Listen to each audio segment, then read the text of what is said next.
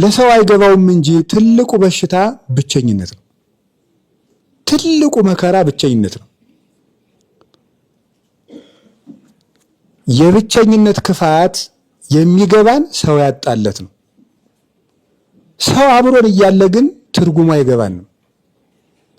እንኳን እኔ ምን ያደርግልኛል፣ እኔ ብቻዬን መኖር እኮ የምችል ሰው ነኝ ይላል ሰው። ኧረ በፍጹም አይደለም። እንኳን እኛ ይቅርና እግዚአብሔር እንደምሰሶ በልቡ የቆመለት ጳውሎስም ሰው ይናፍቀው ነበር። ቅዱስ ጳውሎስ ራሱ እና ሰው አያስፈልገኝም አይባልም። ሰውም አይናቅም፣ ነውር ነው። ሰው አይናቅም።